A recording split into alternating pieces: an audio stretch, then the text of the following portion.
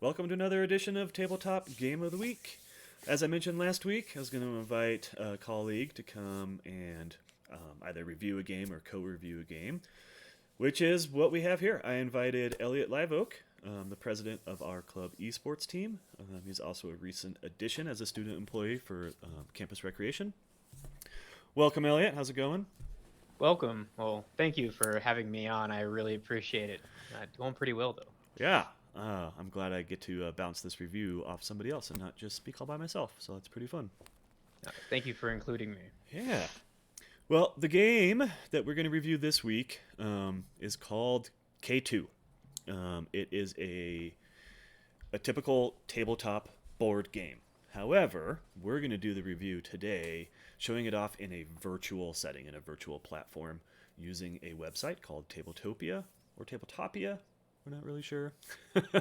But it's just basically a sandbox of a website, and there's hundreds and hundreds of games loaded in there, like Monopoly, Catan, this game, K2.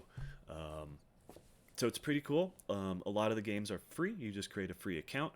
And K2 is a free game. You can play the easy side of this board, the summer season, for free. And if you have a premium account, you can play the game in completion. And that's a pretty common thing on the website. So it's a great way to find some games and play with your friends where nobody has to download anything or necessarily even buy anything. You're just going to go to a website.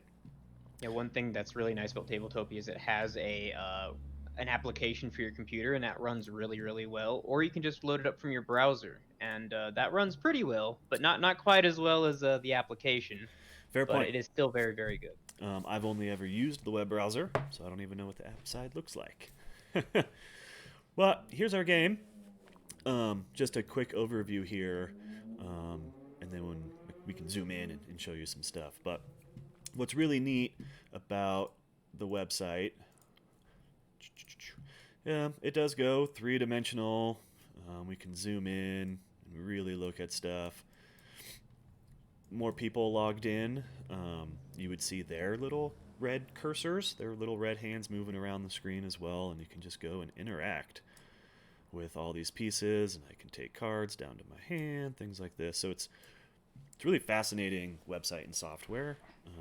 And you can, side note, you can build your own games in here on their engine, which is pretty neat. I definitely have a friend exploring that possibility right now, trying to get his game published on this website, which is pretty neat.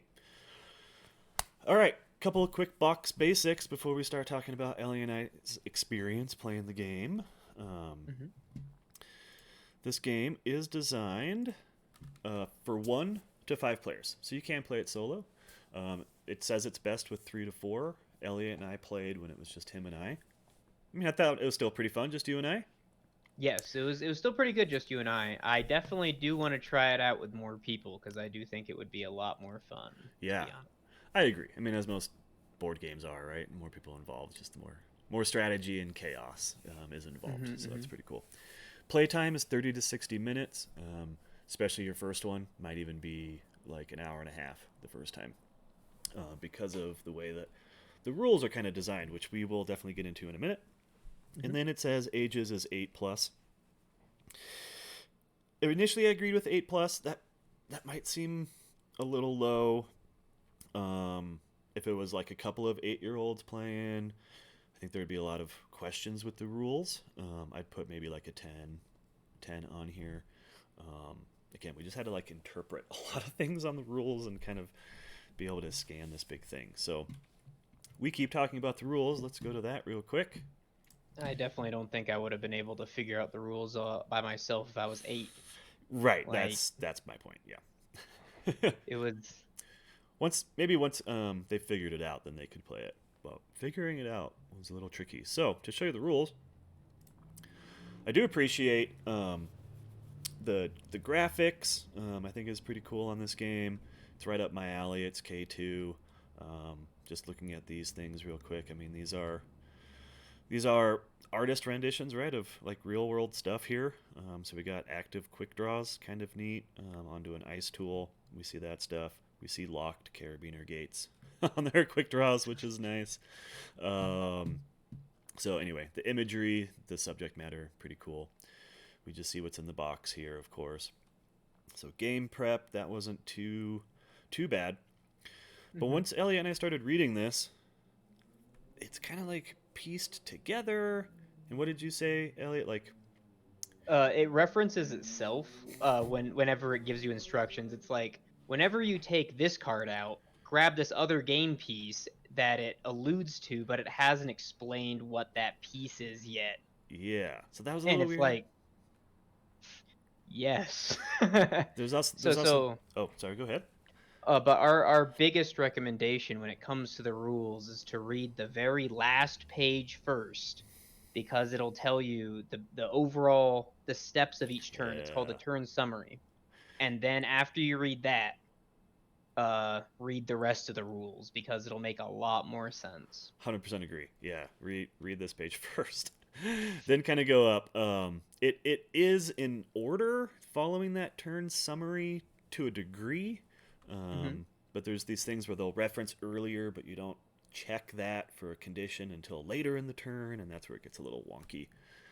And I think what you said yesterday too, Elliot, was they like use the word they're trying to describe in the description, which is like what Hmm. you're not Hmm. supposed to do when you read a dictionary, right? Things like that.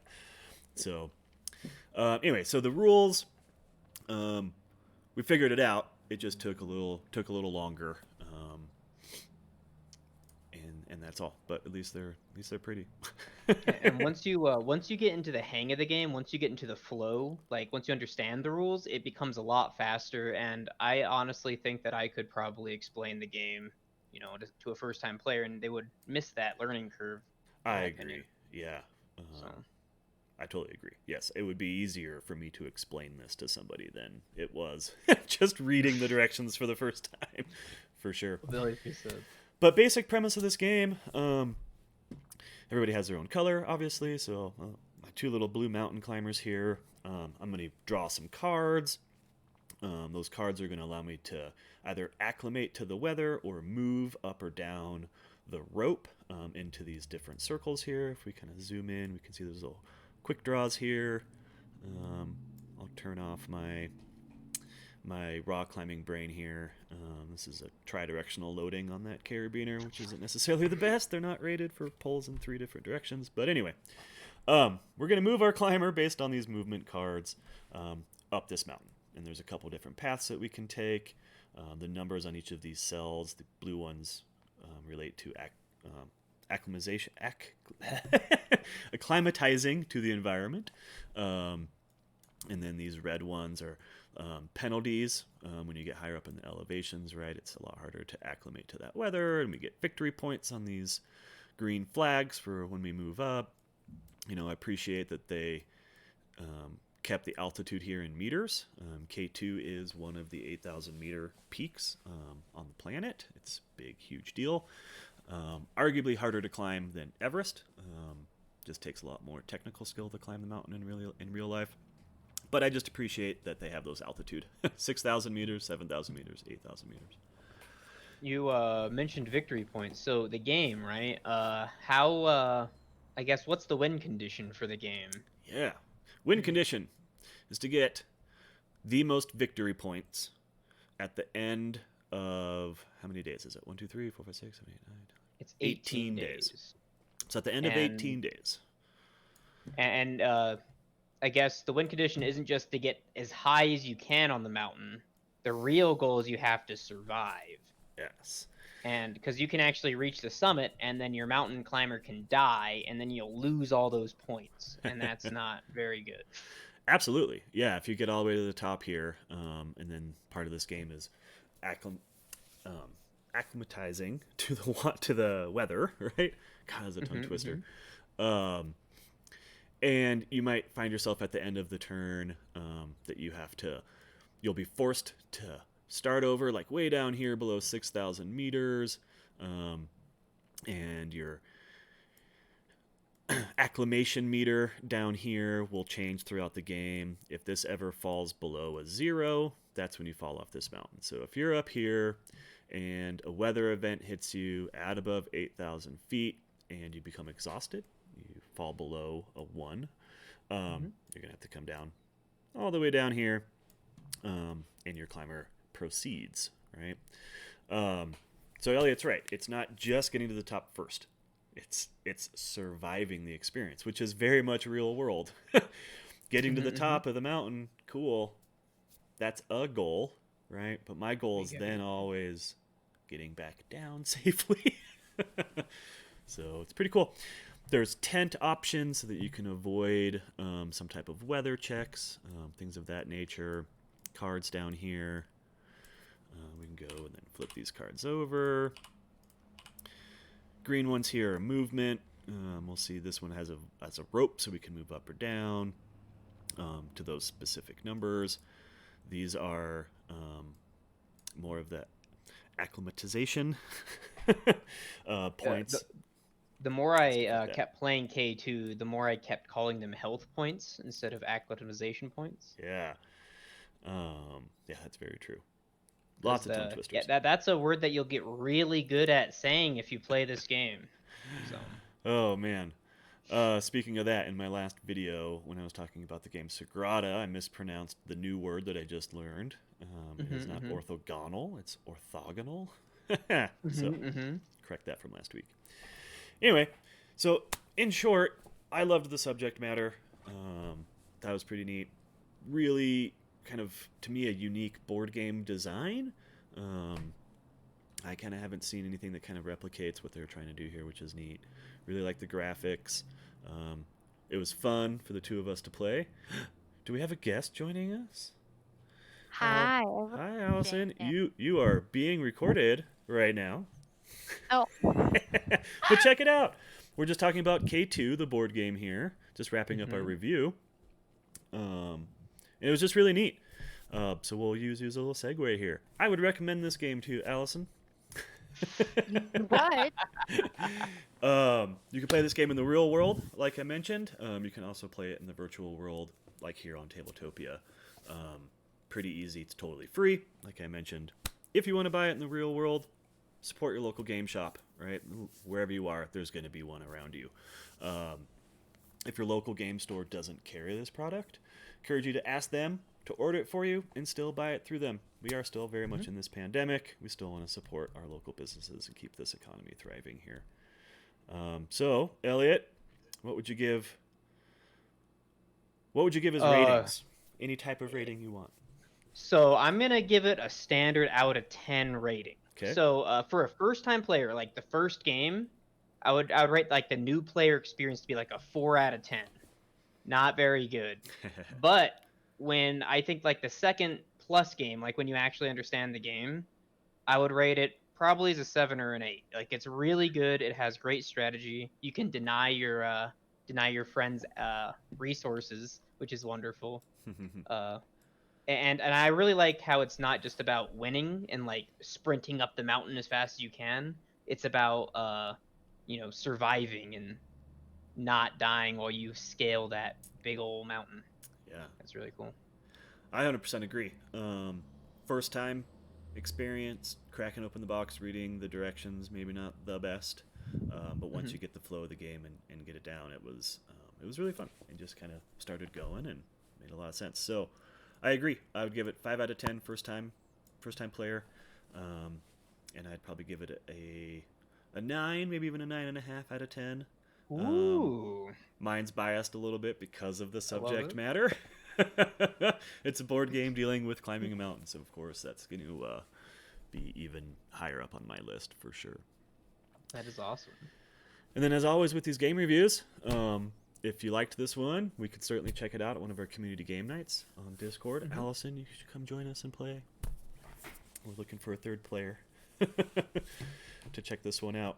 Um, Full Yeah, disclosure, our though, it community. does take about an hour, hour and a half to play. And Dave was mentioning our community game nights. I'm going to use his video to plug our community game night. It is every Friday. I usually start at around 7 p.m. This week, I'm going to try to actually focus on board games, which is one of the reasons that we decided to join me in this one. But Yeah, we have a variety. We can play hundreds and hundreds of games. Um, yeah, just come check it out. yeah. Come check it out. Look at this list of games on Tabletopia. Many are free. Some have certain aspects of the game locked until you create like a premium account, things like that. But tons and tons of free games, and there's just hundreds of them. Great thing to do. Mm-hmm. So it's really fun. Well, that's about it for this edition of Tabletop Game of the Week. I'm not sure what I'm going to review next week. I've kind of run the gamut of like a cheap game, a dice game, a card game, a tabletop game, an RPG Dungeons and Dragons game. So maybe we Are need you to going to be start doing the an cycle. RPG Dungeons and Dragons game? I did, Elliot. Clearly, you haven't watched my Stranger Things D&D starter box set review. I forgot you did that one, actually. That was one of the first ones you did. That was wonderful. It was. So Amazing video. Should be checked out by everybody. yeah. So The, maybe we'll poll some people, see if there's games people are playing that we can review, or My personal RPG that I like to play is Cyberpunk 2020. It is now called Cyberpunk Red. But it's the base game that Cyberpunk 2077 is based on. what was the other one that you're recommending? Ticket to Ride. Ticket to Ride is a wonderful board game. I actually have it. I can go grab it. Hey. And since we have you here, Allison, is there a game that you've enjoyed in your life that we can review, but maybe something more recently too? I think this is something we've already done for community game night, but it's a board game style. It's called For the King. It takes 3 players. I have made Moon play with me quite a few times. We still need And to it's called finish. For the We're King. at the final level. We're about to destroy the boss. We have to do it. Like it's gonna be Hoping awesome. maybe tonight. Mm. But yeah, it's For the King. It is board game kind of meets D&D style. You need 3 players. It always takes 3 players. You can play with bots if you're or like have someone play 2 players. That or Armello. It's also a board game kind of style game. You can get it on Steam. You can also get it on Humble Bundle. I think it is still on sale on Humble Bundle. I don't know when Awesome. that ends. But it is a board game kind of thing, kind of like For the King, except where in For the King you work together. Armello, you work to make each other's lives as complicated as possible. Yeah, it's awesome. For the King is a co-op game, while Armello is a PvP based game. Like you guys are competing against each other. Not to say that you have to fight each other, but you know, only one person can win. I mean, you can fight each other. You Just not can. in the You just don't have to. with the dice. Yeah. It's fun though. there You you go. should definitely check them out. All right. Well, that's a whole bunch of ideas for next week. So make sure you tune in next week. Any one of those are great suggestions, and it'll be fun to review them. Mm-hmm. Thanks, Moon, for joining us. Thanks, Allison, Thanks for inviting me. popping in. It was a nice surprise saying hey. And we'll catch you all next week.